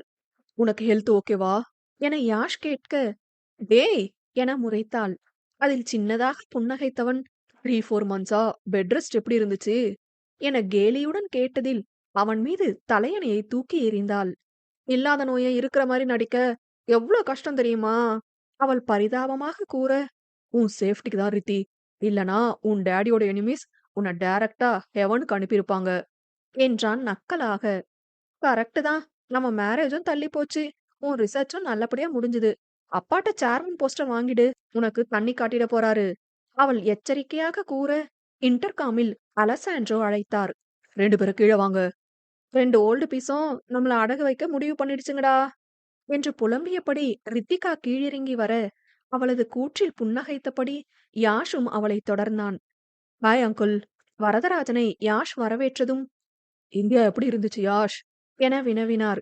நிதர்ஷனாவின் நினைவில் தானாய் இதழ்கள் மலர, ஆசம் எக்ஸ்பீரியன்ஸ் என உணர்ந்து கூற, ரித்திகாவோ அவனை மேலும் கீழுமாக பார்த்தாள். ஏற்கனவே அவனது திட்டப்படி வேறொரு பெண்ணை திருமணம் செய்து அது ரித்திகா என எதிராளிகளை நம்ப வைத்திருக்கிறான் என தெரியும். அந்த பெண்ணுடன் ஒரே வீட்டில்தான் இத்தனை மாதங்கள் இருந்திருக்கிறான். அந்த நினைவில்தான் இதனை கூறுகிறானோ என எண்ணும் போதே வரதராஜனின் முகம் சிரித்தது. அலெசாண்ட்ரோவோ, இந்த மெஷினோட இருந்து பழகி புதுசா ஒரு பொண்ணோட இருக்கவும் அவனுக்கு டிஃப்ரெண்ட் எக்ஸ்பீரியன்ஸா இருந்திருக்கும் வரதா. ஆமா ரைட் யாஷ் என கேட்க, மேபி என்றவன் பதில் ஏதும் கூறவில்லை. Good family. ரித்திகா வாய்க்குள் முணுமுணுத்துக் கொள்ள, வரதராஜனுக்கோ அந்த பெண்ணுடன் இவன் வாழ்ந்திருந்தால் என்ற சந்தேகம் வேறு வந்தது. அதனை தனக்குள் விழுங்கிக் கொண்டு, இன்னும் 2 வாரத்துல நல்ல டேட் இருக்கு யாஷ். அன்னைக்கே சேர்மன் இனாகரேஷன் வைக்கலாம். அன்னைக்கு ஈவினிங் உங்க மேரேஜ். அடுத்த நாள்ல இருந்து நீ சிஓ இல்ல, சேர்மனா ஆபீஸுக்கு வரலாம் என்றிட, தட்ஸ் ஃபைன் என்றதோடு முடித்துக் கொண்டான். அவருக்கும் தெரியும், இந்த சேர்மன் பதவி அவனுக்கொன்றும் பெரிய விடயமல்ல என்று. இன்னும் டாப் கம்பெனிகளிலிருந்து இவனை வளைத்து போட்டுக்கொள்ள பல நாடுகளில் இருந்தும் ப்ரொபோசல்கள் வந்து கொண்டிருக்க, எலைட் நிறுவனத்தில் போட்ட கடின உழைப்பை அவன் அத்தனை சீக்கிரம் விட்டு செல்ல மாட்டான் என்ற தைரியத்தில்தான் மகளை கட்டிக்கொள்ளும் ஒப்பந்தத்தின் அடிப்படையில் சேர்மன் பதவியை தருகிறார் வரதராஜன். அவனது தாய் தந்தை இருவராலும் தொடங்கப்பட்ட நிறுவனம். நியாயமாக அவனுக்கே அதிக உரிமை இருக்கிறது. ஒரு கட்டத்தில் அலெசாண்ட்ரோ பெண்களின் மயக்கத்தில் தொழிலை அலட்சியப்படுத்த, ஆதிசக்தி சொந்த வாழ்க்கை தந்த அடியால் விலகிக் கொள்ள வரதராஜன் தூக்கி பிடித்தார். ஆனால் ஒரு நிலைக்கு மேல் அவரால் தொடர இயலாத நிலையின் போதுதான் யாஷ் பிரஜிதனின் வரவில் மீண்டும் உச்சம் தொட்டார். வரதராஜன் கிளம்பும்போது அலெசாண்ட்ரோ காதில் எதையோ கூறிவிட்டு செல்ல, யாஷ் இருவரையும் கூர்மையாக பார்த்தான். பின் அவனிடம் சொல்லிக் கொண்டு கிளம்ப எத்தனிக்க, ரித்திகாவோ, "நீங்க போங்க டாடி, நான் யாஷ் கிட்ட பேசிட்டு வரேன்" என்றதும், "கல்யாணத்துக்கு அப்புறம் பேசிட்டு தானே இருக்க போறீங்க" என கிண்டல் செய்துவிட்டு வெளியேறினார். இந்த டீஃபால்ட் டயலாக எந்த நாட்டுக்கு போனாலும் விடமாட்டாங்க போல. ரித்திகா யாஷிடம் முணுமுணுக்க, "டாக்ஸிக் டாடிஸ்" என்றான் நக்கலாக. பின் ரித்திகாவுடன் அலுவலகம் செல்வதற்காக கிளம்ப மீண்டும் அறைக்கு வந்தவனை தேடி வந்தார் அலஸ். யாஷ் என்றவரை கையை மாட்டியபடி என்னவென பார்த்தான். "நீ தட் கேர்ளோட சேஃப்டி ப்ரொடெக்ஷனோட தானே இருந்த. நாளை பின்ன ப்ராப்ளம் பண்ணிட போறா தட் தமிழன் கேர்ள்." ஏற்கனவே அவனுள் நிதர்ஷனாவின் நினைவுகள் குடைந்து கொண்டிருக்க, தந்தையின் கேள்வியில் புன்னகைத்தான். அப்புன்னகை பல பதிலை தந்தது அவருக்கு. "யாஷ்" கண்டனத்துடன் அலஸ் அழைக்க, "that's none of your business papa" என்றான் வெடுக்கென. அதில் கோபம் வந்தாலும் பொறுமை காத்தவர் அமைதியாக நகர்ந்து விட்டார். முதலில் நிதர்ஷனாவின் பிரிவை ஏற்றுக்கொள்ள முற்பட்டவனுக்கு புரியவில்லை, இது அத்தனை கடினமாய் இருக்கும் என்று. நாள் செல்ல செல்ல ஒருவரின் ஞாபகங்கள் மறந்து போவதுதானே நியதி. இங்கோ நாட்கள் கரைய கரைய அவனுள் ஊறிய பெண்ணவளின் நேசம் மேலெழும்பி தள்ளாடியது. அதன் விளைவாய் அவனால் அவளை தாண்டி தொழிலில் கவனம் செலுத்த இயலவில்லை. மைண்ட் செட் இல்லை என மீட்டிங் அத்தனையும் கேன்சல் செய்தான். நிதர்ஷனாவை பார்க்க வேண்டும் போல இருக்க, அவளுக்கு வீடியோ கால் செய்ததில் அவள் அழைப்பை ஏற்கவில்லை. 3 முறை முயன்றும் அவளிடமிருந்து பதில் வராது போக, மெல்ல இதயத்தின் துடிப்பு அதிகரித்தது. உடனடியாக ஆகில்யனுக்கு அழைக்க எத்தனித்தவனின் பதற்றத்தை தணிக்கும் பொருட்டு அவளே மீண்டும் அழைத்தாள். "என்னடி செஞ்சுட்டு இருக்க, கால் எடுக்காம?" அடிக்குரலில் கர்ஜித்தான். "குளிச்சிட்டு இருந்தேன் யாஷ். ஃபோன் அடிக்கவும் அவசரமா வந்தேன். என்னாச்சு? எதுக்கு கால் பண்ணீங்க?" என கேட்க, "கால் பண்ண ரீசன் சொல்லணுமா?" என்றவனின் கேள்வியில் அவளிடம் அமைதி. பின், "டேட் ஃபிக்ஸ் பண்ணியாச்சா?" மெல்லமாக நிதர்ஷனா கேட்க, கம்மிங் சண்டே" என்றான். "இன்னும் 4 நாள் தான் இருக்கு. கல்யாணத்துக்கு எல்லாம் ரெடி பண்ணிட்டீங்களா?" கேட்டவளின் குரல் உள்ளே சென்றது. "பாப்பா பாத்து பாரு. நான் ஜஸ்ட் போனா போதும். உன் ஜாப் என்னாச்சு?" "அடுத்த வாரம் ஒரு இன்டர்வியூ இருக்கு. ப்ரிப்பேர் பண்ணிட்டு இருக்கேன்." "நிவேக் பத்தி ஏதாச்சும்?" அவனைப் பற்றிய ஒரு தகவல் இருப்பினும், அதனை தற்போது பகிர மனமின்றி, "கிடைச்சா சொல்றேன்" என்றான். "இத்தன மாசம் ஆகிடுச்சு யாஷ். கிடைக்கவே மாட்டானோன்னு இருக்கு." தழுதழுத்த குரலில் மெலிதாய் ஒரு வேதனை. நிது அவளை சமாதானம் செய்ய முற்பட, அவளே, "ச்சே, கல்யாண தேதி சொல்ல ஃபோன் பண்ணவர்கிட்ட நம்ம சோக கதைய சொல்லிட்டு இருக்கோம்" என உணர்ந்து, "அத விடுங்க. சேர்மேன் ஆகறப்ப ஃபோட்டோஸ் எல்லாம் அனுப்பி விடுங்க" என்றாள். "Wedding photos வேணாமோ?" கீழுதட்டை அழுந்த கடித்தவள், "எல்லாமே அனுப்புங்க" என்றிட, "இன்னும் நீ கடன் வாங்கலையா யார்கிட்டயும்?" என்றான் கிண்டலாக. "யோவ் அரக்கான்" கடுப்பாய் நிதர்ஷனா திட்ட, "போடி கடன்காரி" எனச் செல்லமாய் திட்டிவிட்டு அழைப்பை துண்டித்தவன் சுழல் நாற்காலியில் அங்குமிங்கும் சுழன்றான். மடிக்கணினியில் அவளது புகைப்படத்தை அளவிட்டபடி அமர்ந்திருந்தவனுக்குள் ஆழி பேரலைகளின் தாக்கம். அந்த நேரம் சரியாக அலெசாண்ட்ரோ அங்கு வந்துவிட்டவர் புகைப்படத்தை பார்த்ததும் முகம் கருத்தது. "இவ அந்த தமிழ் பொண்ணு தானே?"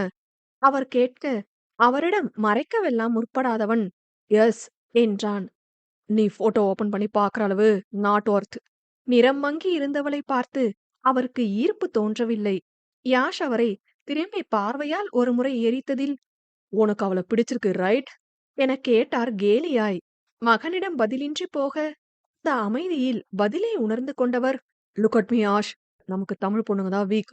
நானும் அப்படிதான் உன் அம்மாட்ட விழுந்தேன். She was always my weakness. பார்க்கலாம், ரசிக்கலாம், பெட் ஷேர் பண்ணிக்கலாம், அதோட நிறுத்திக்கணும். அதுக்கு மேல போகணும்னு நினைச்சா மிஞ்சி போனா ஒரு 2 வருஷம் அவ கூட உன்னால வாழ முடியுமா? அவ்ளோதான். அவ உனக்கு சலிச்சுடுவா யாஷ்.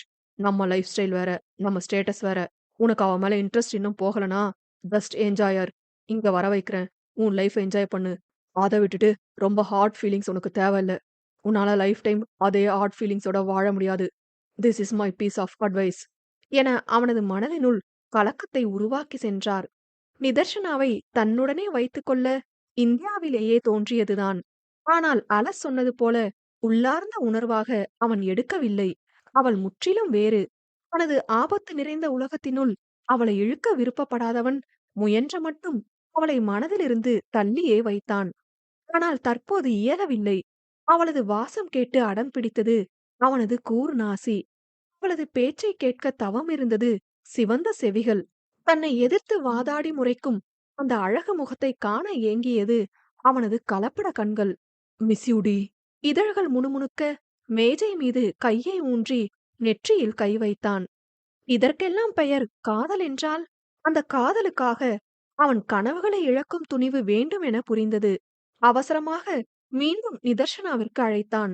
சொல்லுங்க யாஷ். நான் உன் கூட இல்லன்னு உனக்கு ஃபீலிங்ஸ் இல்லையாடி? ஆர்வமாக அவன் கேட்கும் தோணி புரியாதவளாய் தன்னை காட்டிக்கொள்ள விருப்பமற்று, சேச்சே, உன் இம்சையில இருந்து தப்பிச்சு தினமும் வாய்க்கு ருசியா கருவாட்டு குழம்பும் மீன் வறுவலும் சாப்பிட்டுட்டு ஜெகஜோதியா இருக்கேன்யா. உன் ரோபோ ரூல்ஸ்ல தப்பிச்சு வந்ததும் இங்க பாக்குற எல்லாரும் மனுஷங்க மாதிரிக்கா இருக்காங்க. சுதந்திர காற்ற சுவாசிக்கிறேனே என ஆழ்ந்து அனுபவித்து கூற வெடுக்கென அழைப்பை துண்டித்தவனின் முகம் கடுகடுத்தது. அத்தியாயம் 34. அப்ப இந்த வலி எனக்கு மட்டும்தான் இல்ல என்ற ஆதங்கம் மிக மேஜையில் நங்கென குத்தியவன் அறியவில்லை. அமைதியாய் பாவை அவள் வெளியிட்ட கண்ணீரை. என்னவோ அன்பை தேடி அன்பிற்காக யாரிடமும் அடிபணியாதவன் தன்னை ஒரு பொருட்டாகவே எண்ணாதவளிடம் அன்பை கேட்டு ஏக்கம் கொண்டான். வெளிப்படையாய் கேட்க அவனது ஈகோ தடுத்தது. கேட்டும் கிடைக்காத தாய் அன்பு போல அவளது அன்பும் ஆகிவிட்டால் அதைவிட பெரும் ரணம் எதுவும் இல்லைதானே. எப்போதும் விட பாறையாய் இறுகிப் போனான் அவன். ரித்திகாவிடம் கூட முகம் கொடுத்து பேசவில்லை. அவனிடம் ஆகில்யனை பற்றி பேச எத்தனித்தவளுக்கு தோல்வியே கிட்ட திருமணத்திற்கு பின் நிச்சயம் கூறிவிட எண்ணினாள். இருவருக்குள்ளும் ஒரு புரிதலின் அடிப்படையில் நிகழும் திருமணம் இது. திருமணத்திற்கு 2 நாட்கள் முன்பு வரதராஜன் யாஷ் பிரஜிதனை சந்தித்தார். சேர்மன் பதவியேற்கும் விழாவிற்கு பிரஸ் மீட்டுடன் இணைந்து மேலும் சில நிகழ்ச்சிகள் நிகழ்த்த பணியாளர்கள் விருப்பம் கொண்டுள்ளதாகவும் அதற்காக சிறு ஒத்திகை பார்க்க அவனை அழைத்தார். அதற்காக ஆடிட்டோரியம் செல்ல விழைந்தவனின் காதில் விழுந்தது ஒரு தமிழ் உரையாடல். அவனது அலுவலகத்தில் வேலை செய்யும் ஒரு தமிழ் பெண், இந்த கலை நிகழ்ச்சியில பாட்டெல்லாம் பாடக்கூடாதா என யாரிடமோ தமிழில் கேட்டபடி செல்வதை கண்டதும் மீண்டும் அவன் இதயம் நத்தையாய் அவளது நினைவினில் சுருண்டது. கூடவே அன்றிரவு அவள் பாடிய பாடலும் ஞாபகம் வந்தது. ஒத்திகைக்கு செல்ல இன்னும் நேரம் இருக்க மீண்டும் தனதறைக்கு சென்றவன் பாடலை தேடி பிடித்து கேட்டான். முதல் 4 வரிகள் புரிந்தது. அதன் பிறகு ரயில் பாதை பூவோடு வண்டுகள் தூங்குவதில்லை என்ற வரிகள் புரியவில்லை. அந்த வெண்ணிலவ பார்த்து உணர்ந்து பாடினாளே. 3 4 முறை மீண்டும் மீண்டும் கேட்டதன் பொருட்டு அந்த பாடலின் உள்ளர்த்தமும் அவளது குரலில் ஒலித்த ஏக்கமும் மெல்ல புரியத் தொடங்கியது. ஆனால் வாட்ஸ் தட் ரயில் பாத என சிந்தித்து ஆலம்பனாவிடம் உதவி கேட்க விழைய சரியாய் அப்போது ரித்திகா உள்ளே வந்தாள். ஏ மேன், அங்க என் டாடி உன்னை தேடிட்டு இருக்காரு. இங்க என்ன ஹெட்போனோட உட்கார்ந்திருக்க? ரித்தி, நீ தமிழ் சாங்ஸ் கேப்பதானே? யாஷ் பரபரப்பாக கேட்டதும் ம் கேப்பனே என்றபடி அருகில் வந்தவளை கைப்பிடித்து அமர வைத்தவன், இந்த சாங்கோட மீனிங் சொல்லு என்று ஹெட்போனை அவள் காதில் மாட்டினான். ரித்திகா வளர்ந்தது கல்கத்தாவாக இருந்தாலும் பள்ளி இறுதியிலிருந்து படித்தது எல்லாம் சென்னையில்தான். அங்குதான் ஆகில்யனின் அறிமுகமும் கிடைத்தது. அவனது தயவால் தமிழ் எழுத படிக்கவும் கற்றுக்கொண்டாள். தமிழ் பாடல்களை கேட்பதும் அவளுக்கு மிகவும் பிடித்த ஒன்று. ஹே, இந்த சாங் நல்லா இருக்கும் என்றவள், இது அந்த ஹீரோயினோட லவ்வ ஏத்துக்க முடியாத சுச்சுவேஷன்ல பாடுறது என்றாள். ஏன் ஏன் ஏத்துக்க முடியல? புருவம் சுருக்கி யாஷ் வினவ, ம் அவன் ரொம்ப ஏழை, அந்த பொண்ணு ரிச். 2 பேருக்கும் ஸ்டேட்டஸ் ப்ராப்ளம், கல்ச்சர் ப்ராப்ளம், எல்லாமே ப்ராப்ளம். ஆனாலும் 2 பேருக்குள்ள ஒரு லவ் வந்துடும். பட் அத ஹீரோவால எக்ஸ்போஸ் பண்ண முடியாது. சோ அவள நினைச்சு இத பாடுவான். ரயில் பாதை, பூவோடு வண்டுகள் தூங்குவதில்லனா, ட்ரெயின் போற இடம் ரொம்ப சத்தமா, நேச்சரோட அமைதி இல்லாம இருக்கும் தானே.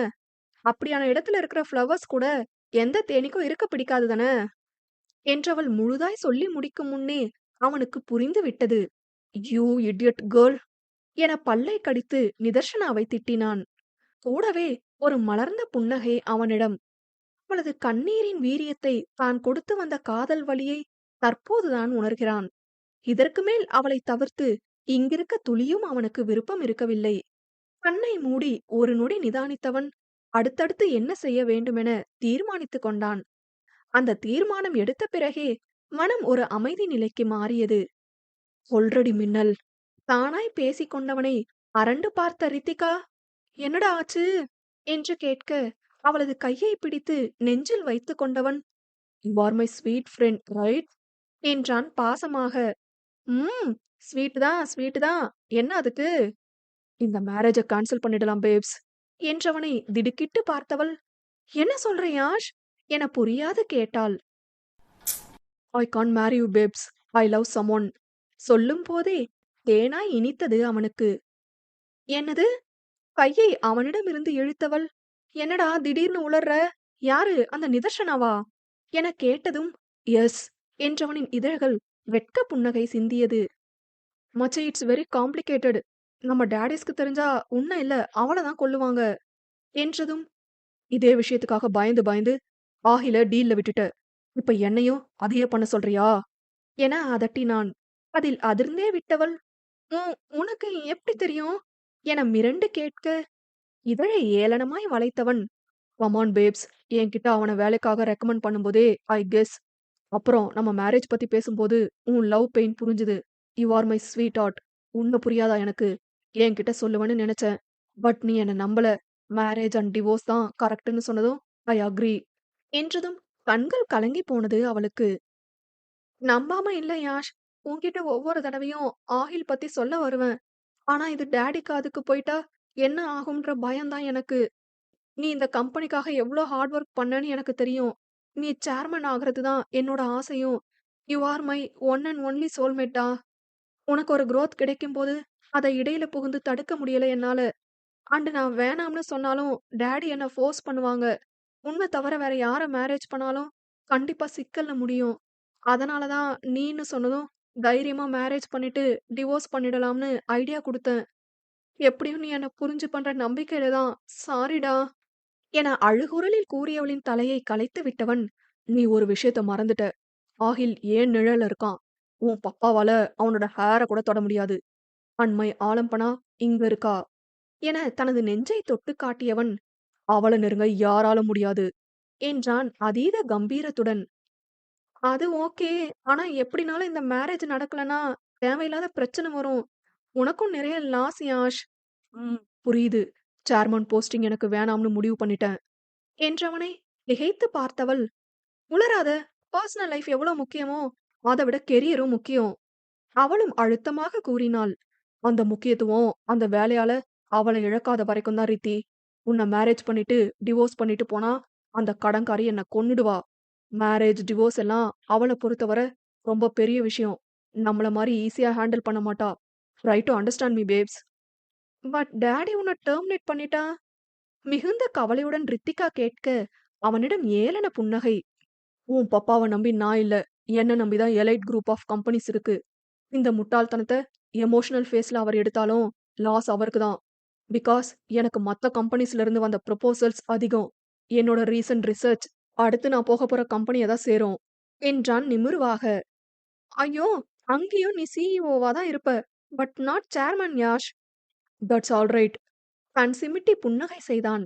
லேசாய் வலித்தாலும் காதல் வலியை விட அது ஒன்றும் தன்னை அமிழ்த்தவில்லை. அவளை விட, அவளது அண்மையை விட இந்த வெற்றிகளும் பதவிகளும் அவனுக்கு சிறிதளவும் மகிழ்வை கொடுக்கப் போவதில்லை என புரிந்து கொண்டவனது பேச்சுக்கள் தெளிவாய் வெளிவந்தது. நீயா மச்சி இது? வாயில் கை வைத்த ரித்திகாவிடம், நானேதான். அண்டு நான் உடனே இந்தியா கிளம்புறேன். நீ என்ன செய்றனா நான் போனது நினைச்சு சோகத்த டஜன் கணக்குல புழியிற. உன் அப்பாவே நம்பணும் ஓகேவா என்றவன் வேக வேகமாக தனது மடிக்கணினி முதற்கொண்டு அனைத்தையும் பேக் செய்தான். இங்கிருந்து தற்போது சென்றால் மீண்டும் இந்த அறைக்குள் அவன் வர இயலாது என புரிந்தாலும் அவன் சுணங்கவில்லை. எங்கிருந்தோ விடுபட்டு சுதந்திர காற்றை தேடி ஓடுபவன் போலிருந்தது அவனது செயல்கள். அவனையே நொந்து பார்த்திருந்த ரித்திகா, "இப்ப என்ன உன் பிளான்?" என கேட்க, "என் ஆலம்பனாவ பார்க்கணும். தட்ஸ் மை பிளான்" என்றான். "கல்யாணம் வேணாம்னு சொல்லிட்டு தானே போகப் போற?" "யப்" என்றவன் நேராக ஆடிட்டோரியம் சென்றான். அங்கு அலெசாண்ட்ராவும் வரதராஜனும் மேடையை பார்த்து பேசிக்கொண்டு நிற்க, அவர்கள் அருகில் சென்றவன், "உங்க 2 பேர்கிட்டயும் இம்பார்ட்டன்ட் விஷயம் பேசணும்" என்றான். அதில் இருவரும் என்னவென பார்க்க, "வெட்டிங்க கேன்சல் பண்ணிடுங்க அண்ட் இந்த இனாகுரேஷன் பிளானையும் ஸ்டாப் பண்ணிடுங்க" என்றிட, இருவரும் அதிர்ந்து நின்றனர். "என்ன ஆச்சு யாஷ்?" வரதராஜன் பதற்றமாக கேட்க, "எனக்கு இந்த வெட்டிங்ல இன்ட்ரெஸ்ட் இல்ல அங்கிள்" என்றான் இயல்பாக. அந்த மனிதர் நெஞ்சை பிடித்துக்கொண்டு நிற்க, அலஸ் கண்ணில் கோபம் மின்ன, "தட் தமிழன் கேர்ள மனசுல வச்சுட்டு தானே இதை செய்யற" என சீறினார். "எப்பப்பா, ஐ நீட் மை ஆலம்பனா அண்ட் ஐ லவ் ஹர். நீங்க அன்னைக்கு சொன்னீங்களே அவ என்னோட வீக்னஸ்னு. நோ பாப்பா, அவ என் பலவீனம் இல்ல, என் பலம். இந்தியால என்னோட ஒட்டுமொத்த பலமா இருந்தா இங்க என்னவோ நான் என்னோட ஒரிஜினாலிட்டியை இழந்த feel. I just need her. So நான் போறேன்" என தீர்மானமாக கூற, பெரியவர்கள் அதிர்ச்சியில் உறைந்தனர். யாஷ் அவர்களது அதிர்வையெல்லாம் பெரியதாக எடுக்காமல், "நான் இங்க இருந்து போறதுக்குள்ள அங்க அவளுக்கு ஏதாச்சும் வில்லத்தனம் செஞ்சது தெரிஞ்சுது, உங்க 2 பேரோட குடலும் என் கையில இருக்கும். என்னை பத்தி எல்லார விடவும் உங்க 2 பேருக்கும் நல்லாவே தெரியும். ஐ ஹோப்" என அழுத்தம் திருத்தமாக அவர்களுக்கு உயிர் பயத்தை காட்டிவிட்டு அடுத்ததாக சென்றது அவனது ஆய்வகத்திற்கு தான்.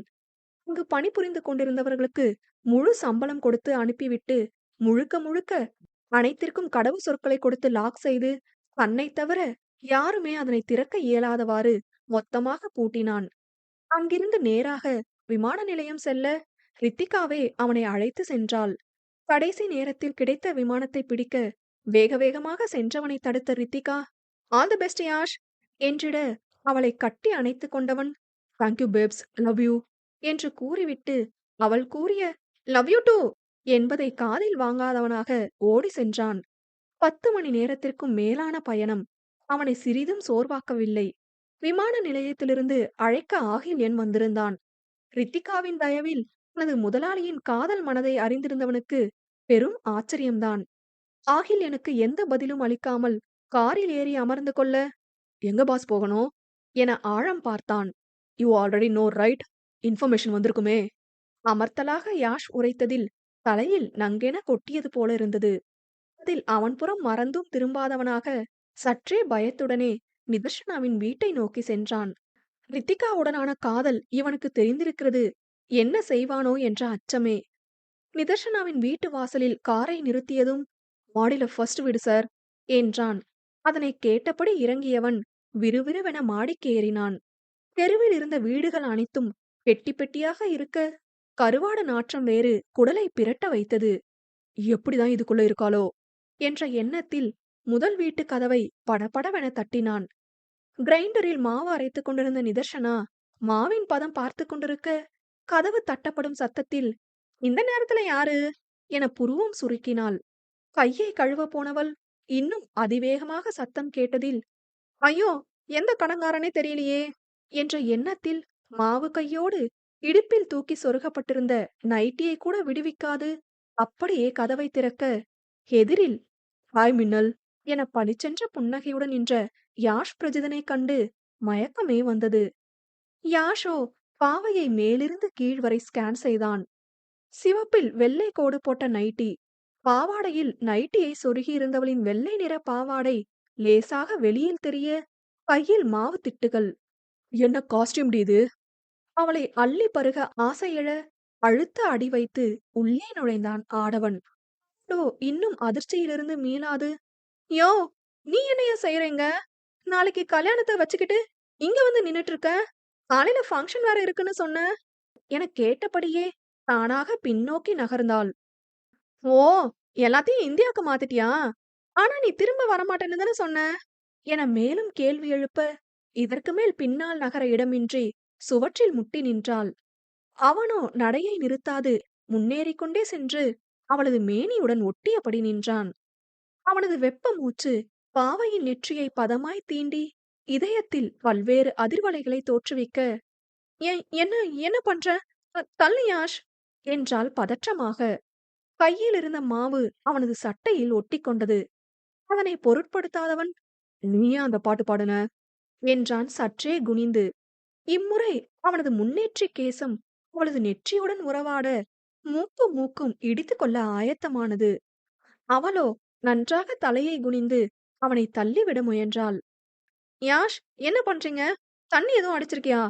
நான் ரித்தி இல்ல" என்று அவனை உலுக்க, அவனோ அவளது கையிரண்டையும் பின்னால் வளைத்து தன் நெஞ்சோடு மோத வைத்தான். பேச்சிழந்து மூச்சிழந்து போன நிதர்சனா சிலையாகி இருக்க, "சொல்லுடி, எதுக்கு அன்னைக்கு அந்த பாட்டு பாடுன?" எனக் கேட்டவனது அழுத்த ஏசல் நிற விழிகள் கண்ணியம் மறந்து அவளது இதழ்களை களவாடியது. அத்தியாயம் 35. அவனது பிடியில் சிக்கித் திணறிய நிதர்சனாவிற்கு ஒன்றுமே விளங்கவில்லை. "யாஷ், ஏன் இப்படி பண்றீங்க?" கேட்கும் போதே கண் கலங்கிவிட, "எல்லார்கிட்டயும் கடன் வாங்குன மாரி என்கிட்டயும் கடன் வாங்கிட்டு திருப்பி தராம இட்டாலிக்கு அனுப்புனது நியாயமாடி?" நான் நான் உங்ககிட்ட என்ன கடன் வாங்குனேன்? அங்கிருந்து எதையும் நான் எடுத்துட்டு கூட வரல." சொல்லும் போதே தொண்டை கமறிட, "நோ, நீ எடுத்துட்டு தான் வந்திருக்க. என் கவனத்த, என் தனிமைய, என் உயிர." அடிநெஞ்சின் ஆழத்திலிருந்து கூறியவனை அசையாமல் திகைத்து பார்த்தாள். "இவ்வளவையும் எடுத்துட்டு வந்துட்டா நான் எப்படிடி போக முடியும்? எல்லாத்தையும் திருப்பி குடு." என பிடிவாதமாக நின்றவனை கண்டு நொந்தாள். "உனக்கு என்ன பைத்தியமா?" என மொத்த பலத்தையும் கூட்டி அவனை விலக்கினாள். "நீங்க முதல்ல கிளம்புங்க யாஷ். உங்க பேச்சும் சரியில்ல, நீங்க செய்யறதும் சரியில்ல." மேனி நடுங்க அவனை அனுப்ப முயன்றவளின் முயற்சிகள் அனைத்தும் வீணாய் போனது. "அப்ப சரியா செய்யட்டா?" குறும்பு தோணியில் அவளது இடையை பற்றி அருகே இழுத்தான். மெல்லிடையில் ஊர்ந்த ஆடவனின் முரட்டு கரங்கள் அவளுக்கு பயத்தை வாரி வழங்க, "யாஷ், ப்ளீஸ்" என்றாள் கெஞ்சலாக. முன் எப்போதாவது அவன் தன்னை தொட்டிருந்தால் கையை வெட்டியிருப்பாள். இப்போதோ மனதை கவர்ந்தவனின் தீண்டலில் தவறு என்று புரிந்தும் கரையவே செய்த மனதை எவ்வாறு இழுத்து பிடிக்க இயலும்? "I am falling for you Nithu." ஆழ்ந்த குரலில் அத்தனை நேசத்தையும் தேக்கியவனின் கூற்றில் கண்ணை இருட்டியது அவளுக்கு. "யாஷ்!" உதடு நடுங்க நடப்பதை நம்ப இயலாமல் தடுமாறினாள். "எஸ் மின்னல், என்னால முடியலடி நீ இல்லாம." "உன்னாலயும் முடியல தான? உன் காதல மனசுல வச்சுதான அன்னைக்கு தட் வெண்ணிலவே சாங் பாடுன." என்று சரியாக கணித்து கூறியவனிடம் எங்கனம் மறுக்க இயலும்? ஓர்கணம் கண்ணை இறுக்கி மூடி திறந்தவள், "ஆமா, அதுக்கென்ன இப்போ?" என்றாள் நிதானமாக. "என்கிட்ட ஏன் சொல்லல?" கூர்மையாய் அவளை ஏறிட்டான் யாஷ். "எதுக்கு சொல்லணும்? சொல்ற அளவு பெரிய விஷயம்லாம் இல்ல. கூடவே இருந்தீங்க. எனக்காக எல்லாம் செஞ்சீங்க. அதனால வந்த ஒரு ஃபீலிங், அவ்வளோதான். நீங்க ஊருக்கு போனதும் நான் நார்மல் ஆகிட்டேன். இப்ப நீங்க தான் இடையில வந்து தேவையில்லாம குழப்பிட்டு இருக்கீங்க." என்றவளின் இதழ்கள் அவனது இரு விரல்களினூடே சிக்கிக் கொண்டது. "பொய் சொல்ற இந்த லிப்ஸுக்கு என்ன தண்டனை குடுக்கலாம்?" எப்போதும் போல கேட்டவனின் கேள்வியை இம்முறை அவள் அசட்டை செய்திட, தண்டிக்கும் உரிமையை தன்னிதழ்களுக்கு வழங்கினான். உயிரின் அணுக்கள் மொத்தமும் ஒரே இடத்தில் உறைந்தது போல உச்சி முதல் உள்ளங்கால் வரை மின்சாரம் பாய, அவனிடம் சிறைப்பட்டு கிடக்கும் அதரங்களின் விடுதலை நேரம் அறியாதவளாக தவித்துப் போனாள் நிதர்சனா. அவனோ முத்தத்திற்கு முடிவரை வழங்க விருப்பமற்று மீண்டும் மீண்டும் முன்னுரையில் இறங்கியிருக்க, ஓர் கட்டத்தில் சோர்வடைந்தவள் மூச்சிரைக்கத் தொடங்கினாள். அதன் பிறகே அவளது நிலை உணர்ந்து விலகியவன், "வேற ஏதாவது பொய் இருந்தா சொல்லேன்" என கேலி மின்ன கேட்க, அவளோ சிவந்த கண்களுடன் அவனது மார்பில் படபடவென அடித்தாள். "ஏன்யா இப்படி பண்ற? என்னை என்னை என்ன நினைச்ச? நீ நீ தொட்டதும் மயங்கிடுவனா?" என மூக்கை உறிஞ்சியவள் வாயை அழுந்து துடைத்தபடி இருந்தாள். "போயா அரக்கா, இங்கிருந்து போ முதல்ல" என தேம்பி தேம்பி அழத் தொடங்க, "எங்க போறது?" என்றான் இறுக்கமாக.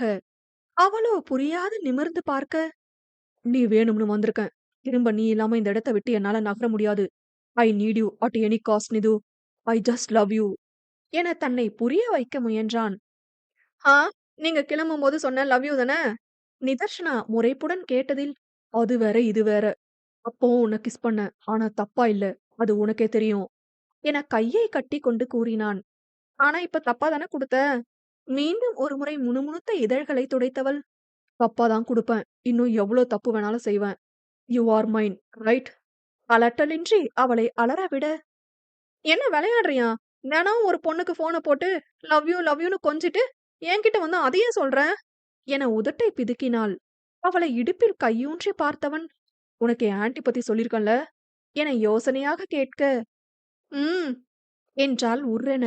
அதில் அவளை பார்த்தபடி தனது அலைபேசியின் மூலம் இத்தாலியில் இருக்கும் அத்தை ஏஞ்சலாவிற்கு அழைத்தான். போன் லவுட் ஸ்பீக்கரில் இருக்க, எடுத்ததும் அவர் பரபரப்பாக பேசினார்.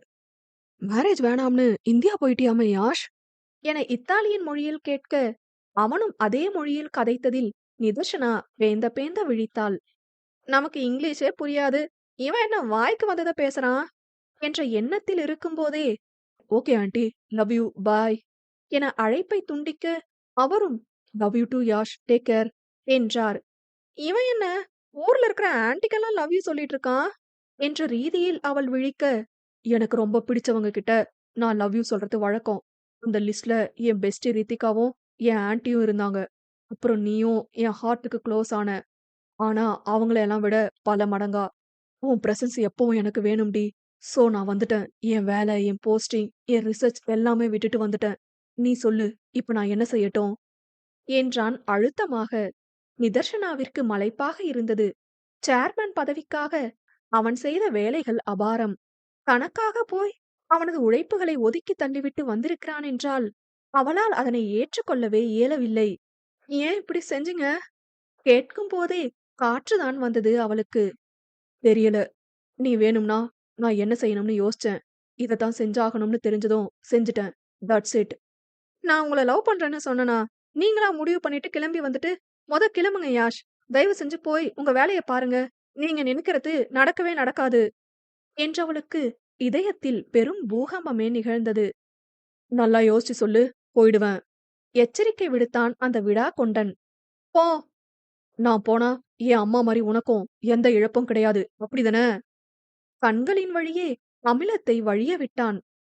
தன்னையே அவனிடம் இழந்து நிற்பவளாகிற்றே, இனி இழக்க அவளிடம் என்னதான் இருக்கிறது? அந்நேரம் பக்கத்து இடத்தை ஒட்டி வீடு கட்டும் பணி நடக்க, ஜன்னலை திறந்து வைத்ததால் மொத்த தூசியும் வீட்டினுள் வந்தது. அதில் யாஷ் பிரஜிதன் மூச்சு விட சிரமப்பட, அவசரமாக ஜன்னலை அடைத்தாள். "உங்களுக்கு இங்க செட் ஆகாது யாஷ். ரத்தம் எதுவும் வந்துட்டு போகுது மறுபடியும். கிளம்புங்க ப்ளீஸ்" என கெஞ்ச, அவனோ வம்படியாக ஜன்னலை திறந்து வைத்தான். "யோ யோ, மயங்கி விழுந்து தொலைச்சிராத. உன்னை தூக்குற அளவுக்கு எனக்கு தெம்பில்ல" என அவள் ஜன்னலை அடைக்க, அவன் மீண்டும் திறந்தான். "சொல்றேன்ல, தூசி ஒத்துக்காது யாஷ். சொல்றத கேளு." "அத பத்தி உனக்கு என்ன கவல?" அவள் புறம் குனிந்து கர்ஜித்தான். அதில் 2 அடி பின்னால் நகர்ந்தவள், "என்னமோ திடுதிப்புன்னு வந்துட்டு என்னென்னமோ உளறுனா நான் என்னன்னு எடுக்க? இன்னைக்கு வேணா உனக்கு இது சரியா தோணலாம். ஆனா நான் எப்பவும் நடு வீட்ல வச்ச நாய்தான். என் குணமும் பழக்கமும் வழக்கமும் உனக்கு ஈடா மாறாது. இப்ப பிடிக்கிறது எல்லாம் ஒரு கட்டத்துல பிடிக்காம போயிடும் யாஷ். உன் அப்பா மாரி, அத்தை மாரி நம்மளும் பிரிஞ்சுட்டா, இப்ப இருக்கிற இந்த உணர்வு வெறும் ஆரம்ப கட்டம்தான். கொஞ்ச நாள்ல மறந்துடும். நீ குடுத்த அந்த அன்ப மறக்கவே எனக்கு எவ்ளோ வருஷம் ஆகும்னு தெரியல. இதுல உன் கூட வாழ்ந்துட்டு பிரியற நிலைமை வந்தா செத்தே போயிடுவேன் யாஷ். என்ன விட்டுடு ப்ளீஸ்" என்று தேம்பி தேம்பி அழுதவளுக்கு, காதலை விட அது காயம் தந்து விடுமோ என்ற பயமே அதிகம் ஆக்கிரமித்தது. கடந்த பல வருடமாக உயிராய் நேசித்த வேலையை தனக்காக தூக்கி எறிந்துவிட்டு வந்த ஆடவனின் தீவிரம் இன்னுமாய் பயமுறுத்தியது. அவனது காதலின் தீவிரத்திற்கான ஆரம்பமே இதுதான் என்று அறியாத பேதை அவள் மடங்கி அமர்ந்து கதறி அழுதிட, அவள் முன்னே அவனும் முட்டியிட்டு அமர்ந்தான். "என் அப்பா மாரி உன்னை விட்டுடுவேன்னு பயப்படுற, ரைட்?" என இறுகிய முகத்துடன் கேட்க, "இல்ல இல்ல, ஆனா" என தயங்கியவள், "உன்னை வேணும்னு ஹர்ட் பண்ணல நிது. அன்னைக்கு சொன்ன வார்த்தை எல்லாமே ஏதோ கோபத்துல. But I am sorry. அப்போ நீ என் டியரஸ்ட், அவ்வளவுதான். ஆனா நீ இல்லாம என்னால இருக்க முடியாதுன்னு புரிஞ்ச நொடியிலிருந்து நான் சாகுற வர உன்னை விடமாட்டேன் நிது. இதை எப்படி புரிய வைக்கிறதுன்னு எனக்கு புரியல. என் அப்பா என் அம்மாவை விட்ட மாரி, என் அம்மா என்ன விட்ட மாரி நான் நான் விடமாட்டேன் மின்னல்.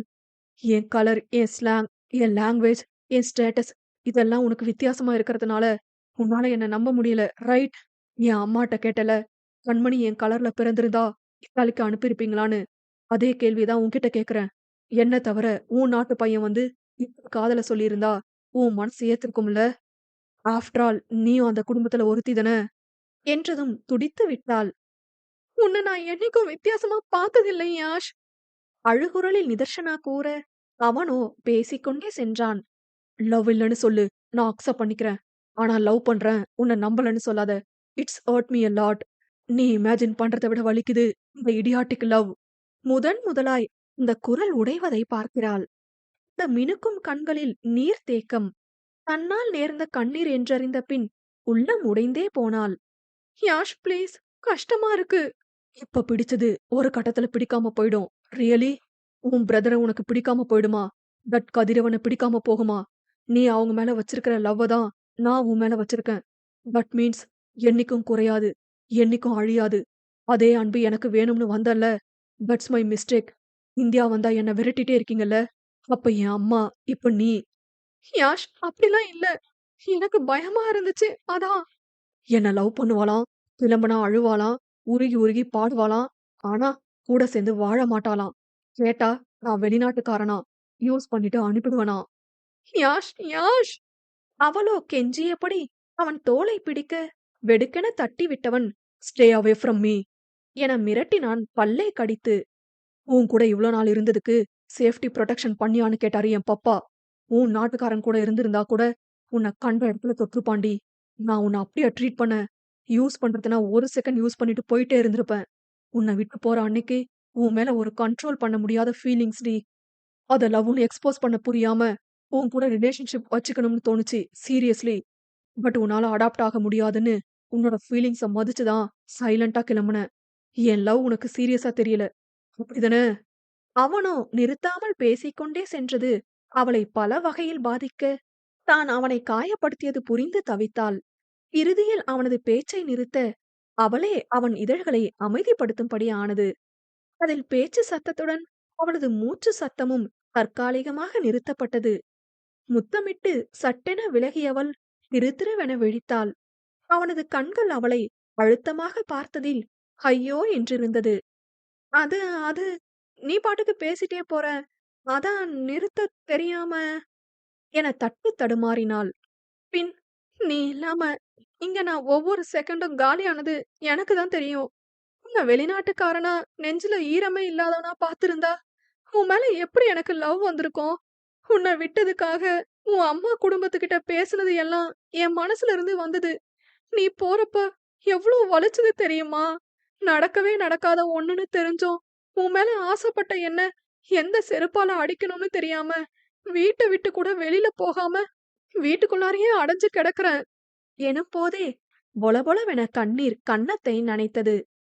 மிது அவள் அழுவது தாளாமல் யாஷ் அவளை நிறுத்த முற்பட, அவளோ அதிர ஓயாம என்னாச்சு என்னாச்சுன்னு கேக்குறப்ப கூட ஒன்னும் சொல்ல முடியாம உன்கிட்டயும் நடிச்சுக்கிட்டு வலிக்காத மாதிரி எனக்குள்ளேயே அழுதுட்டு என குரல் தேய கேவியவள், மின்னல் என கைப்பிடிக்க வந்தவனை தட்டிவிட்டாள்.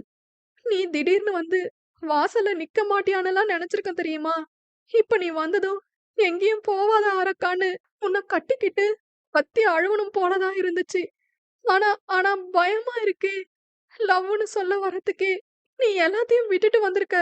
என்னால உனக்கு என்ன கொடுக்க முடியும்? நாள் ஆக ஆக பிரச்சனை மட்டும்தான் வரும் யாஷ். என்னால நீ எல்லாத்தையும் இழக்கறத எப்படி என்னால ஏத்துக்க முடியும் சொல்லு? என்றவள் நிற்காமல் பேசிக்கொண்டே செல்ல, அவளை இழுத்து தரையில் போட்டவன் அவள் மீது படர்ந்து நெற்றி முதல் முத்தத்தை தொடங்கி வைத்து இதழ்களில் இலைப்பாற்றினான். முதலில் அவனிடமிருந்து விடுபட எண்ணித் திமிறியவள், அவன் கொடுத்த மென்மையான இதழ் சூட்டின் இன்பத்தில் கிறங்கி மெல்ல மெல்ல அடங்க இதழ் சுவையின் இனிமையை ரசித்து ருசித்தான் யாஷ் பிரஜிதன்.